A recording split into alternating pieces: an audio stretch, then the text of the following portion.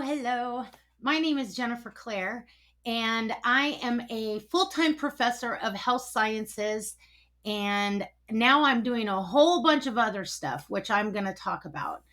So, I wanted to get started by stating a little bit of my background, and there's a reason for that. It's never to be like, oh, I have this degree or that degree. I hate when people do that. But there is some significance in the fact that when you've been in a certain field or you've studied for years and years and years, there are aspects of this that are actually very important.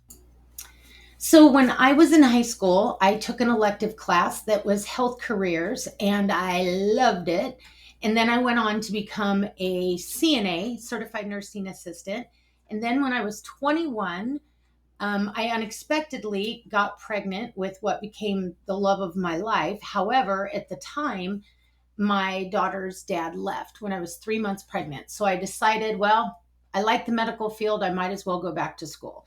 So I went back to school and I did a dual program. I did clinical medical assisting and administrative medical assisting.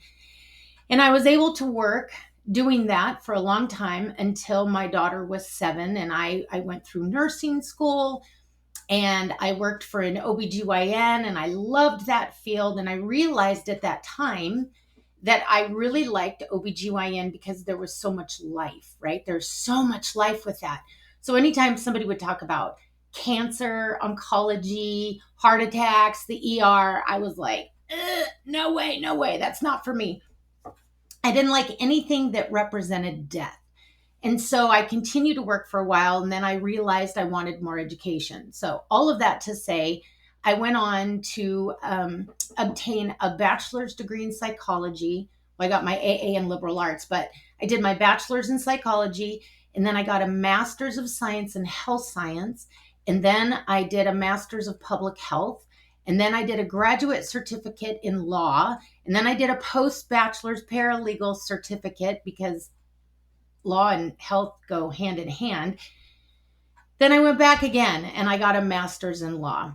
I ended up doing a PhD in Christian counseling. I have a doctor of divinity, blah, blah, blah. All of that to say, those kinds of things led me to research.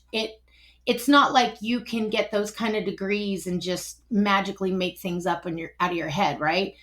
And I never understood why I kept feeling like I'm not done. I'm not done. I need more degrees. I need more something.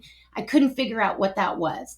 So, fast forward to the last 20 years, I finished degrees. I've been teaching as a professor of health sciences, which I love, love, love, love, love, love. And I love helping students um, figure out what the real world is like and what Western medicine is all about. So I have been very comfortable in that role. I enjoy it. I love it. All of that to say, in August of 2022, my best friend of 40 years, we are housemates and have been for years. And so she's on one side of the house and I'm on the other. And she woke me up in the middle of the night and she had that sound like something's wrong. If you're a parent and you're woken up in the middle of the night with, Mom, you know something's wrong. It was that type of, Jen, something's very wrong. She needed a colonoscopy. I'll just say that. Now, interestingly enough, they talk about these new tests like Cologuard, where you can test for colon cancer at home. Well, in 2017, she actually did do one of those. It came out positive. And so she went to the doctor and they said, you need a colonoscopy. Okay, she had a colonoscopy. They said, everything's fine. We went on about our happy lives. August 2022, that obviously was not the case. Things were not okay. And so when she came out of the colonoscopy, I smiled at the doctor, but he didn't smile back. So I knew something was tragically wrong. All of that to say, he came back to say, you definitely have cancer. I mean, we're doing a biopsy and all those kinds of things, but there's definitely a tumor there and it's pretty big. And he looked at me and he said, do not go to a general surgeon. Don't do it. Get a specialist and don't waste any time. And I'm like, oh my God, God, like the one thing I never wanted to hear. And thank God, not to be insensitive, I mean, thank God it wasn't me, right? But at the same time, when you hear those kinds of words, it's scary and overwhelming and frustrating, and there are so many things that go through your minds, and people just don't know what to do. So I ended up looking for the best doctors in our area, and the first appointment that I took Regina to, who was a colorectal surgeon.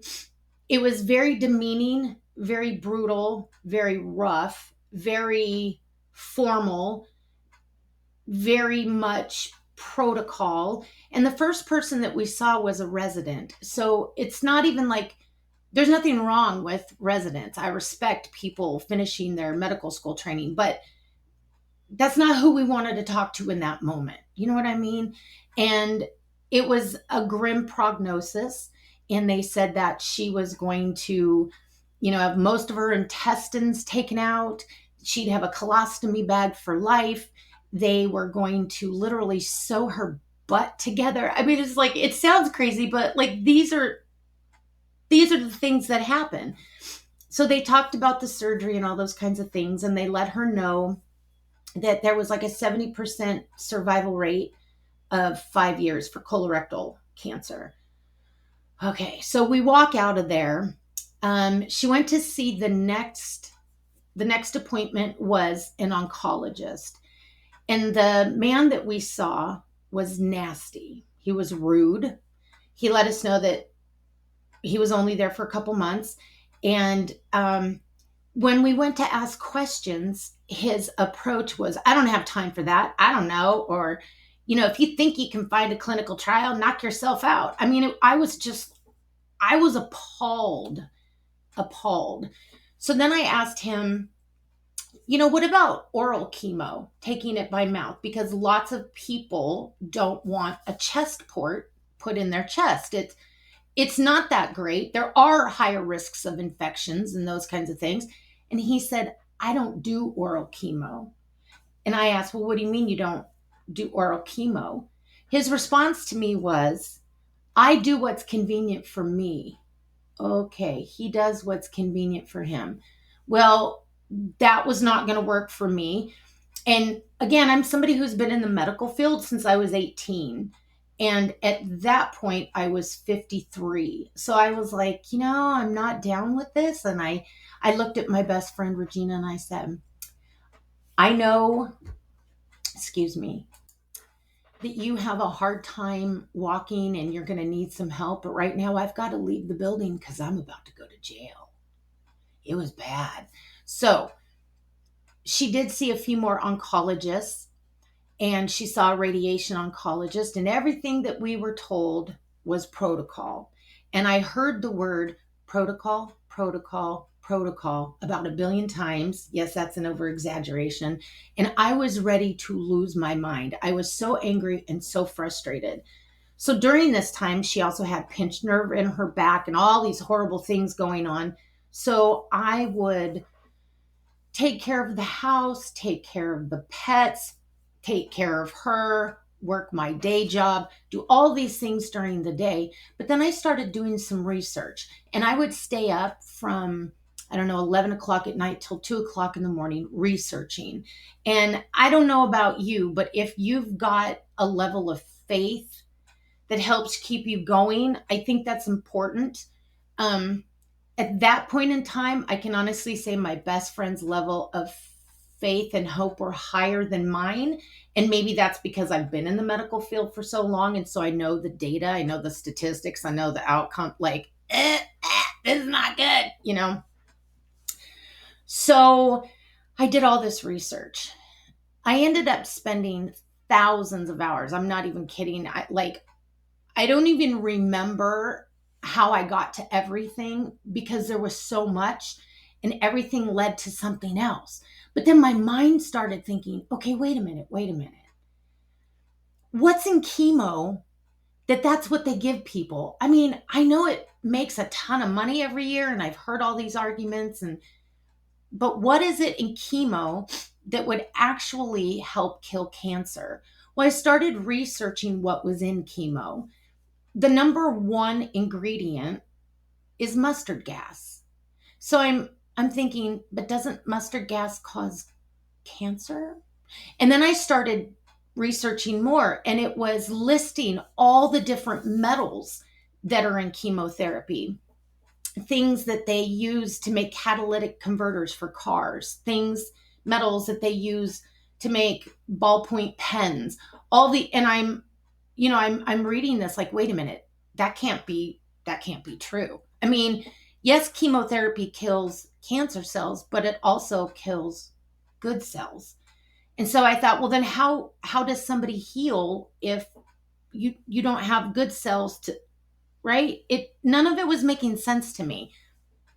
So I kept researching and I looked into immunotherapy. There was a clinical study that had been done at a very famous cancer hospital in New York.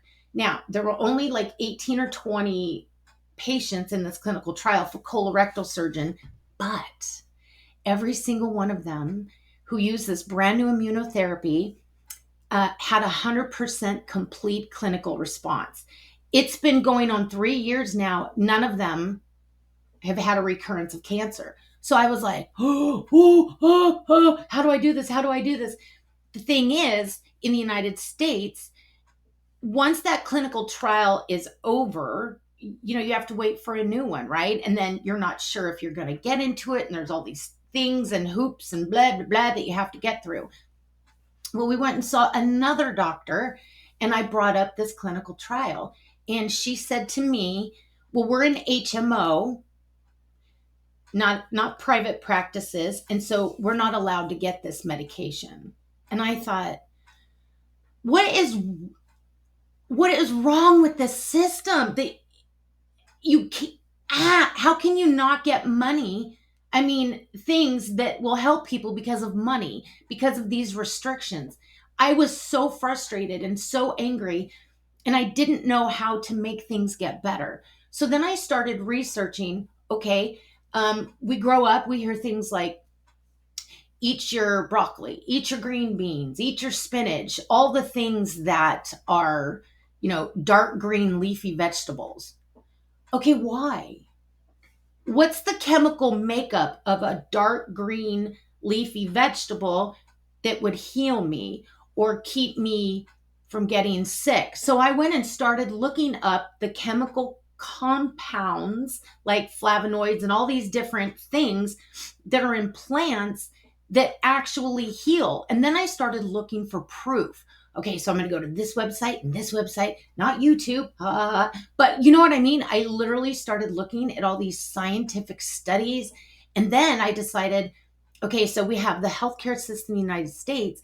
I wonder what the other healthcare systems think. What do they say?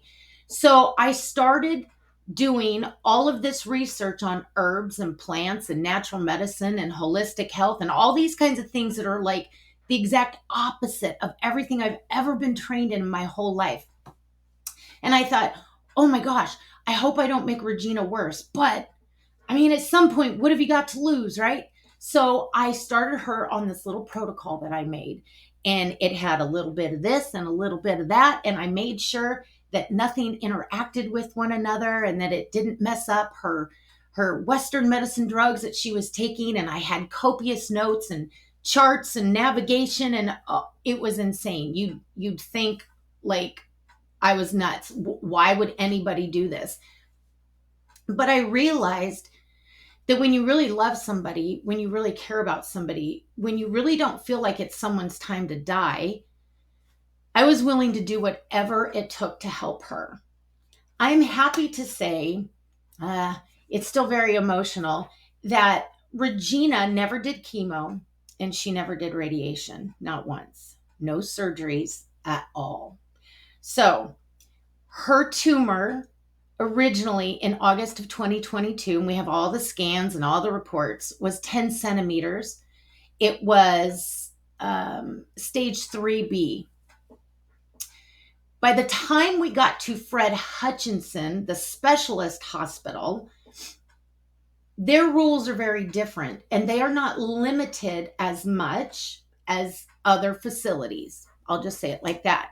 And so they did a procedure on her, a scope, and they brought me in afterward. So they bring me in, and the surgeon sits me down on this little stool thingy, and she says, "So your bestie Regina here." She says, "You're into medicine and you teach it and blah blah blah blah, and you've been into, like natural stuff and you've been researching." I'm like, "Yep." And she says, "What are you doing?" And I said, "What do you mean?" She said, "What are you doing?" I said, "I'm not telling you nothing." And she started laughing because I understood too that doctors are bound by legalities that we'll never understand. So if they want to treat you with something, but you're doing something else, that may contradict what they are trying to do. So I'm admitting it. I said, "I'm not telling you anything." And she said, "Well, I think the diagnosis is right, but I think there's a typo." And I said, "In regards to what?" And she said, "Well, I literally just did this scope. I looked at this tumor. I can see it." I said, "Okay." She said, "I felt it." I said, "Okay."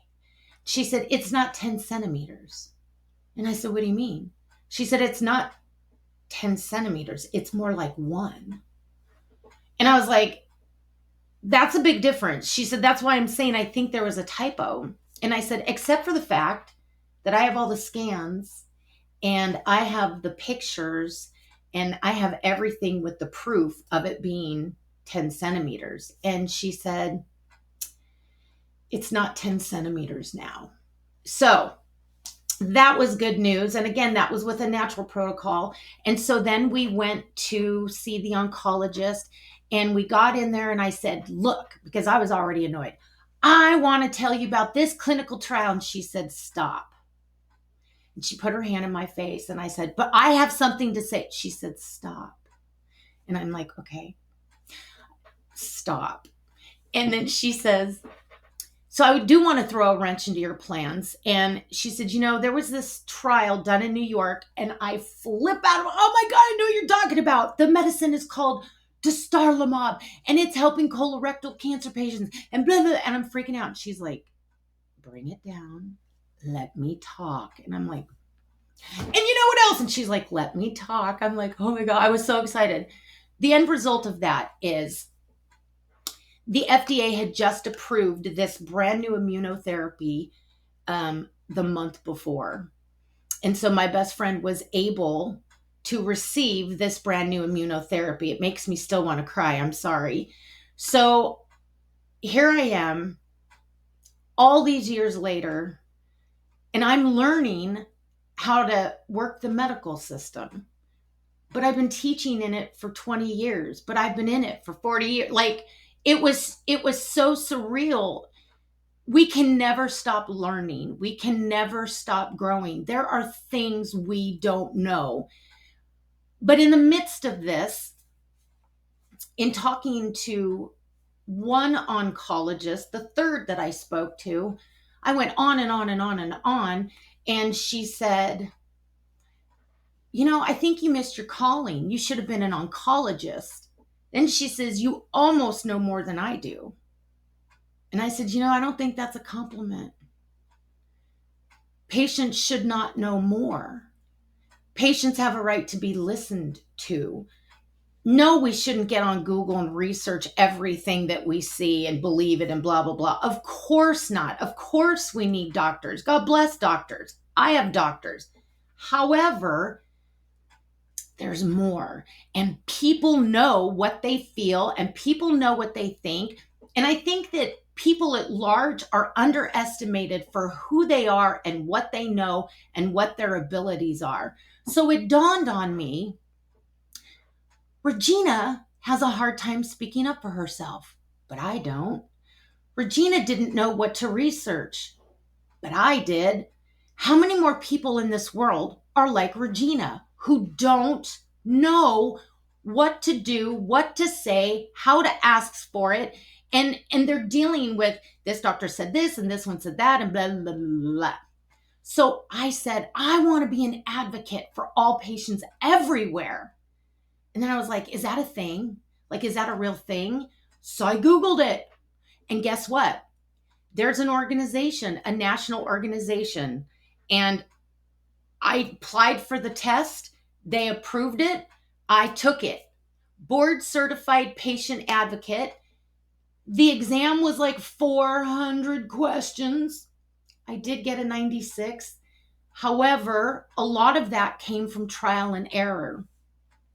So then I thought, oh my gosh, I have to start like a nonprofit organization where I can just help people everywhere and like get the word out, because I realized with Regina's situation, what I've been into and doing is called integrative health. Integrative medicine means using the best, newest Western medicine with the greatest, most proven natural medicine, and they work synergistically. And I do want to say, too, that within 4 months of Regina's diagnosis, she was declared cancer free. Scans, blood work, all kinds of things, 100% cancer free. She does see the doctor every 6 months. She has still changed her diet. I have zero fear of anything coming back. Zero. So I did start this company. It's called True Bio Healing, because I learned about all the genetic tests and liquid biopsies and all these different things that are brand new in the last couple years that traditional facilities won't use or can't use. So then I thought, how do I get the word out? How do I let people know I want to help them? Well, the first thing I did was write a book. And this one is You Can Stop Cancer. And this one includes, if you can see it, I'm on the wrong thing, with miracle upon miracle upon miracle. This particular book has all of the personal journey, the spiritual encounters that we had along the way, the emotional things that you go through, all the different ways that you can heal emotionally and spiritually as well as physically. And because of that, and because of what we went through, I also got certified through the International Association of Therapists. And I giggle because I'm one of those people, like, I know people are like, oh my God, like, stop going to school. But I really do love to learn. And I already had a degree in psychology, so it just kind of seemed to blend. And then these people started coming to me on Facebook like, oh my God, I was diagnosed with cancer. What do I do? What do I do? What do I do? So then I started talking to people, and then I started a Facebook page, and then I started a Facebook support group so that people could come and talk to me and ask questions and those kinds of things. And I started a website with like official, appointments and all the different things that I can do for people. So I have one client right now who is battling stage 4 pancreatic cancer. Her tumor has shrunk in half in the last 2 months, and she sees if she can get into a clinical trial this week.